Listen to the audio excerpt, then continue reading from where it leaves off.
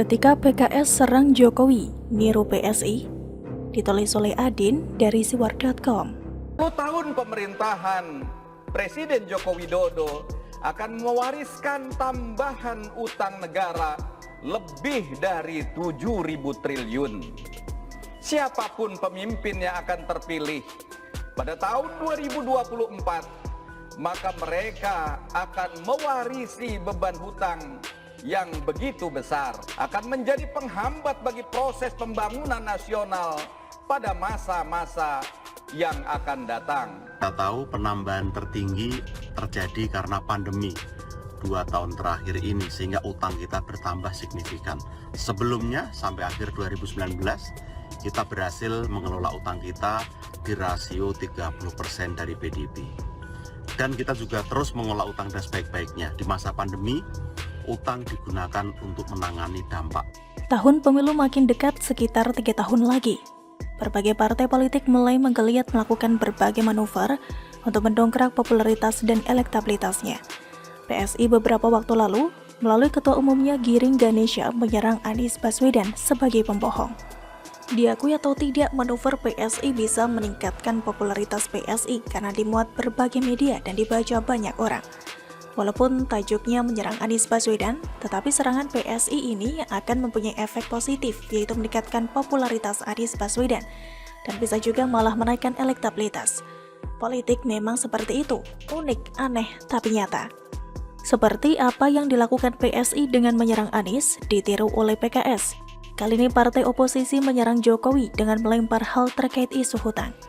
Presiden PKS Ahmad Sayhu menaksir Presiden Joko Widodo akan mewariskan utang lebih dari 7.000 triliun rupiah. Sebab menurut Sayhu, per September 2021 ini utang pemerintah sudah mencapai 6.000 triliun rupiah.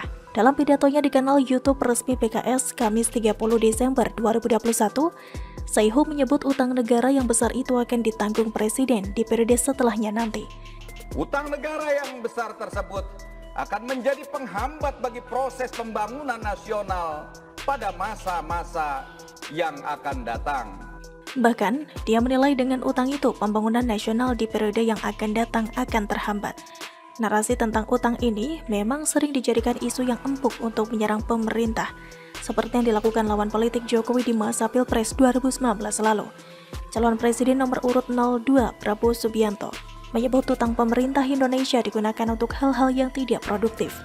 Hal tersebut disampaikan Ketua Umum Partai Gerindra dalam pidato Indonesia Menang di Jakarta Convention Center, Senayan, Jakarta Pusat, Senin 14 Januari 2019 lalu. Menurut Prabowo, negara terus menambah utang untuk bayar utang. Untuk menambah utang untuk membayar kebutuhan rutin pemerintahan, yaitu membayar gaji pegawai negeri. Prabowo mengatakan setiap negara pasti berutang, namun kebanyakan menggunakan utang itu untuk hal produktif. Prabowo mencontohkan China, setiap $1 Amerika Serikat utangnya akan menjadi $14 dalam 10 tahun. Begitu juga dengan Vietnam, tetapi di Indonesia $1 Amerika Serikat 10 tahun jadi $3 atau $4 Amerika Serikat. Prabowo juga menyinggung utang serta kondisi keuangan badan usaha milik negara seperti Pertamina, PLN, Garuda Indonesia, dan Krakatau Steel. Menurut Prabowo, sejumlah BUMN itu bisa dibilang bangkrut karena kondisi keuangannya terus merugi. Panjang lebar membahas perihal utang negara yang merupakan penyerangan terhadap Jokowi, tapi kemudian apa yang terjadi setelah Pilpres usai dan Prabowo kalah? Kita sama-sama tahu Prabowo melakukan keputusan yang membuat para pendukungnya kecewa seperti PA212. Prabowo memutuskan untuk gabung dengan kabinet Presiden Jokowi dan menjadi Menteri Pertahanan. Bahkan kemudian sang cawapresnya Sandiaga Uno pun bergabung menjadi Menteri Jokowi pada posisi Menteri Pariwisata dan Ekonomi Kreatif. Wow, terus tentang utang bagaimana tuh? Narasi beban utang negara yang disampaikan Presiden PKS Ahmad Sayhu sebagai hal yang klasik dan tidak pernah terbukti. Narasi tersebut terlampau klasik sebab hanya mengulang narasi-narasi sebelumnya, seperti jumlah utang, beban generasi, bangkrut, dan seterusnya. Namun, narasi itu tidak pernah terbukti dan masyarakat tetap menjalani hidup seperti biasa. Apa yang terjadi kemudian? Kehidupan berjalan biasa saja, tidak bangkrut seperti yang diprediksi oleh Sayhu DKK bertahun-tahun lalu. Karena pengelolaan yang digariskan undang-undang, PKS harusnya lebih sadar bahwa politik bukan sekedar mencari sensasi seperti lewat narasi utang. masyarakat kita perlu diberikan pendidikan politik. Soal utang, lanjutnya, publik juga perlu diedukasi. Tentang utang negara memang sering jadi perbincangan masyarakat. Seorang tetangga berujar bahwa karena utang negara yang begitu banyak, seperti orang di Indonesia ini, bahkan bayi yang baru lahir terbebani utang negara sebesar sekian juta. Tetapi setelah puluhan tahun kemudian, tetap saja masyarakat tidak membayar secara langsung dan sebesar bagaimana disebutkan. Masyarakat hanya dibebani untuk membayar pajak dengan jumlah yang sesuai dengan aturan, seperti pajak motor, pajak bumi dan bangunan, dan lain-lain. Masyarakat membayar pajak kendaraan bagi orang yang punya kendaraan, membayar pajak bumi dan bangunan ya bagi mereka yang punya bumi dan bangunan, begitulah.